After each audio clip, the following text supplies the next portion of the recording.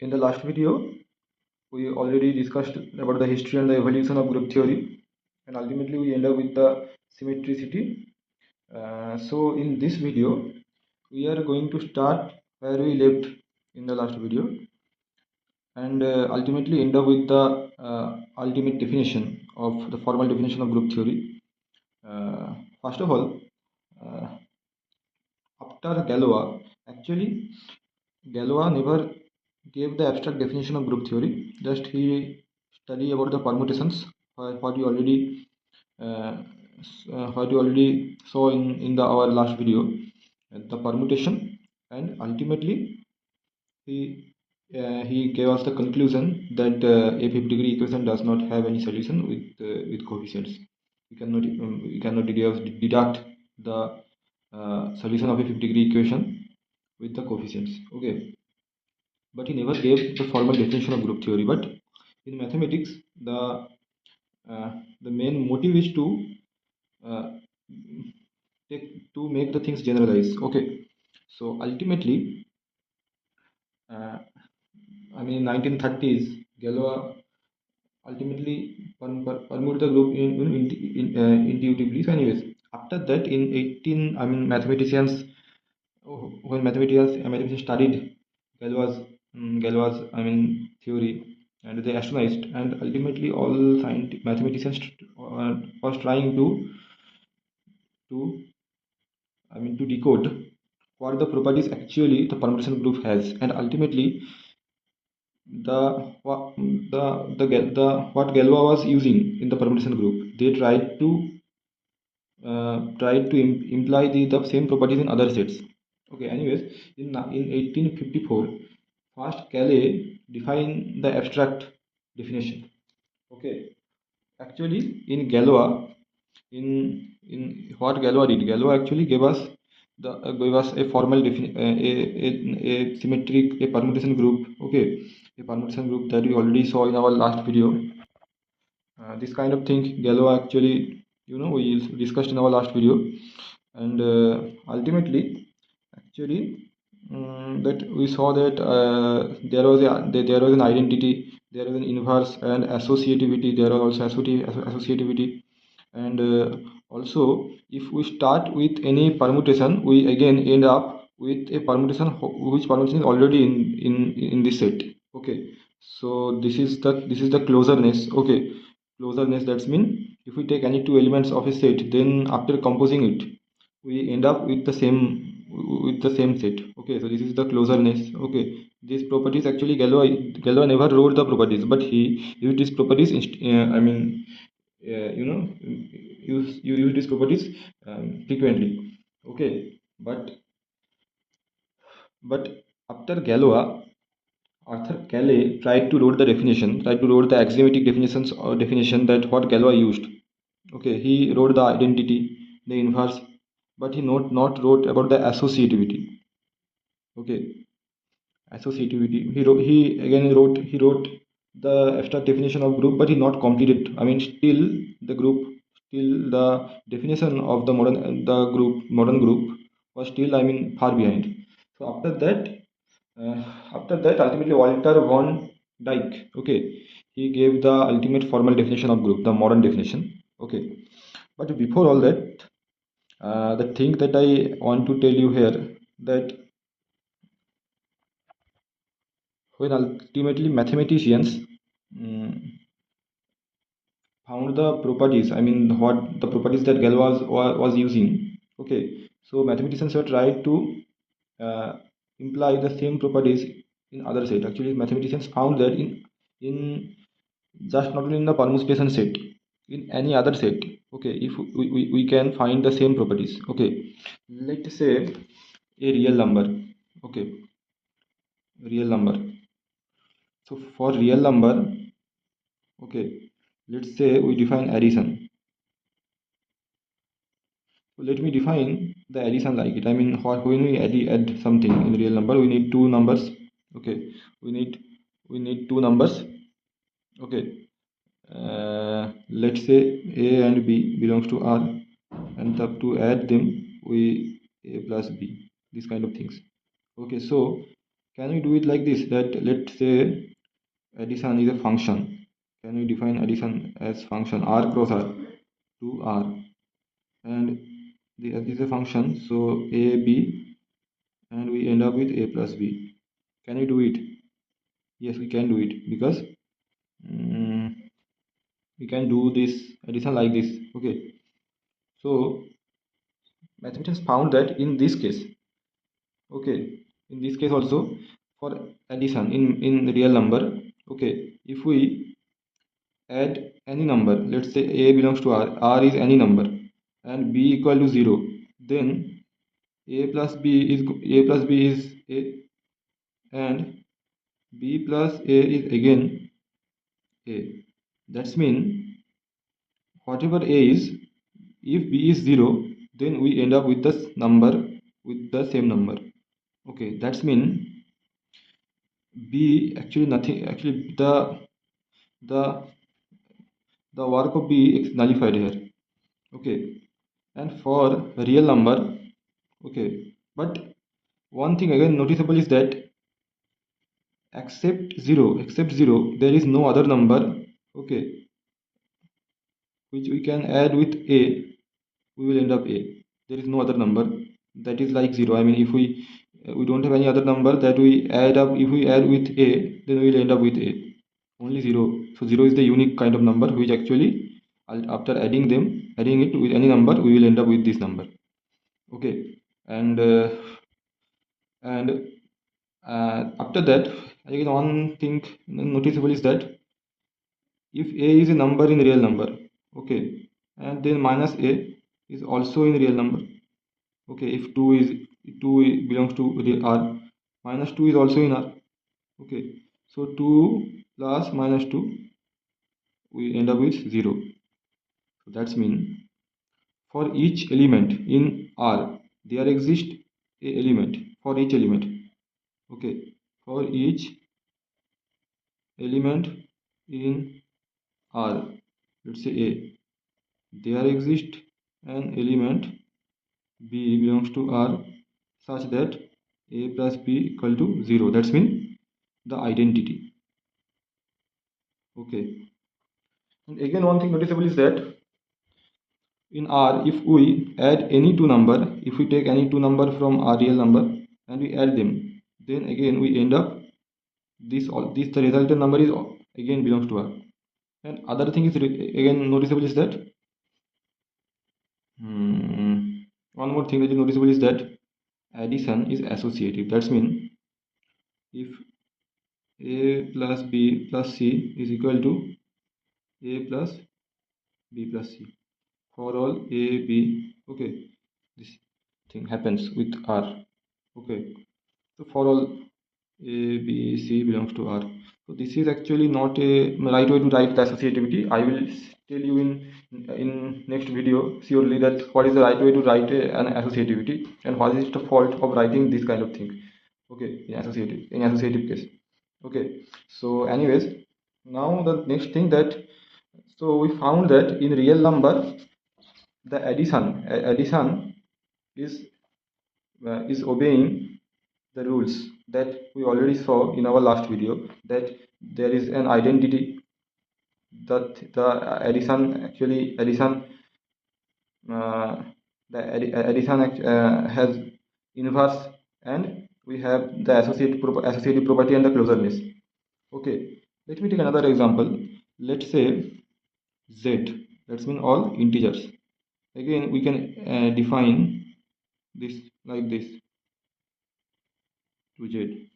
Okay, a plus b, this will go to a plus b. So again this is closer, because if we end up, let's say if we take any two integers, we again will end up with integers, we know it.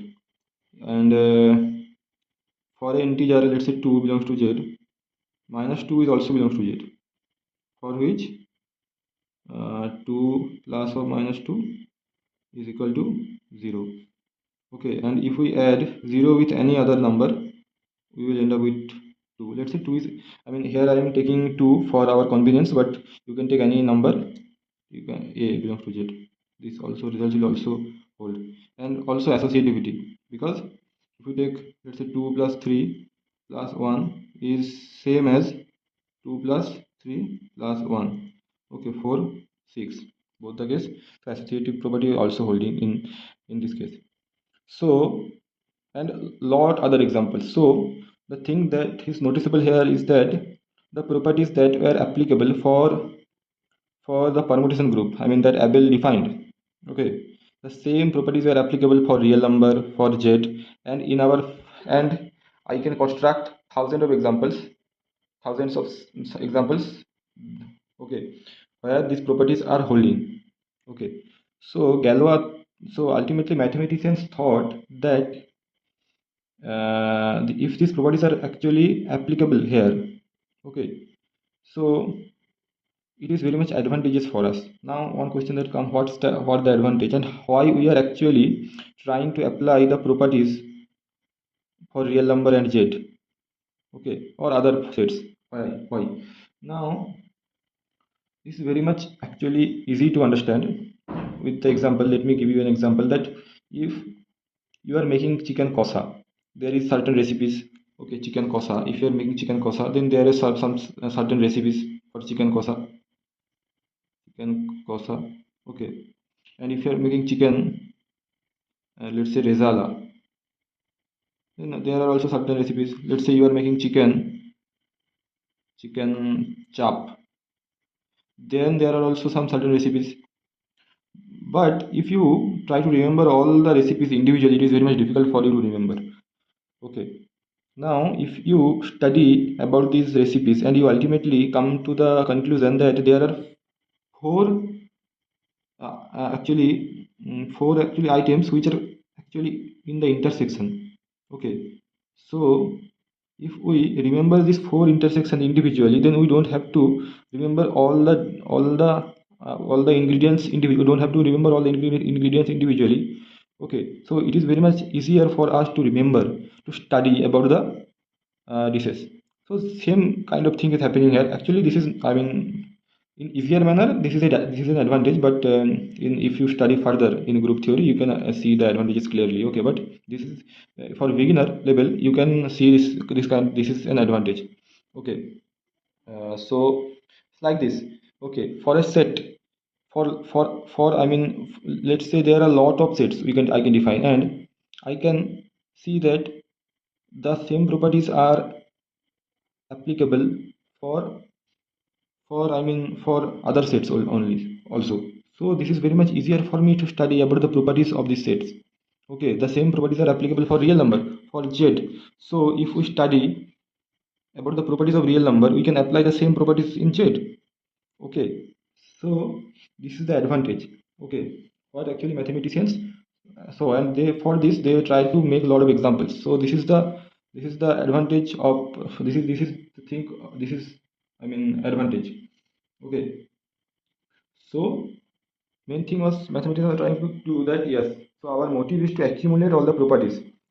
Okay, so ultimately, okay, and another advantage is that another advantage that I will tell you in later. Okay, but now our motive will be to know the formal definition of a group, and ultimately we will end up with it. Okay, in the next video, what we will do, and this is a very much short video, and I try to give you some, I mean, some basics. Okay, I can told these things in the last video, but I don't told this uh, uh, as the video length was being lengthy. So, but in this video, I will tell you the ultimate, the formal definition of group. But formal definition, before going to the formal definition, okay, let me tell you two four things. Okay, so let's say a set is a set, let's say G. Okay, the set is, let's say G, and thus this set actually conveying some rules. Okay, closerness, that I already told you, closerness, closer, CLOSER. Okay, the identity. Okay, the inverse, then the associativity. Okay, and maybe others. But uh, but the thing is that what is the advantage of knowing them? Already I discussed you, but another advantages. Okay, so if any set, random set G, which the set is if this set conveying these rules, okay, and if we can deduct some rules using these axioms, okay, if using these axioms we able to deduct some other rules, okay, using them you can deduct some other rules, properties, okay, then it will be very much easier for us, okay, to study. If let's say for completely an unknown set, a completely unknown set came to us, okay, we have no idea about that set. If the set, let's say matrix, if one guy not saw a matrix, okay, before a n cross n matrix, okay, and he able to see and he noticed that these four properties are applicable for a matrix addition, okay, so he can, and if you know the properties of this thing, that if you know that if these four properties are applicable for a set, then let's say some properties will hold. I have some set of properties, the properties will hold if these four axioms satisfy for a set, okay, then we have very much advantage to study about this unknown set, okay, this is the advantage. One more advantage, very much big advantage, because let's say, let me give you an example, real life example. Let's say you have your kingdom, and suddenly and you have some rules that, and you notice that, and your you know your uh, you notice that if let's say if these properties happen, if someone is attacking to my kingdom, okay, if your someone is attacking into your kingdom, so you notice that if these properties hold for a kingdom, then these are the weaknesses, okay. Let's say if a b c are the, if a b c are the properties of any kingdom, then let's say x y z are the weaknesses of this kingdom, okay. So the advantage is that when any unknown person is attacking to your kingdom, then if you just saw that yes, these things, three things are there, so you can just identify them, and you can find out that these are the disadvantages of the of this these are the disadvantages of this particular person, so you can attack them accordingly, you can plan them accordingly. This is the advantage, okay. So like this also for set, this kind of things happen, okay. now now this is the advantage, once more advantage, okay. uh, Now I am going to tell you the formal definition of group, okay. Okay, so a group is a set, a non-empty set. G is a non-empty set. I am not going to write it properly. In further video I will definitely write it, but for your convenience I am writing it, because for last three videos I am telling you the thing using the word frequently group, but you guys don't have any idea about what is group. I don't wrote any formal definition, so I am just writing it in rough work, what is the group, okay. But in the further lecture I have lot of other things to tell you, okay, related to group. So not non-empty set. Let G is a non-empty set, okay. G is a non-empty set, and let's say, and a b belongs to G as non-empty, then we have some element in G, a, and let's say C, okay. If a star b, what is star? Star is the operation, the function G cross G to G, okay. I mean, or I can write it like this, that a star b, this is C, this also belongs to G, okay. There exists for each, so there exists an element, okay,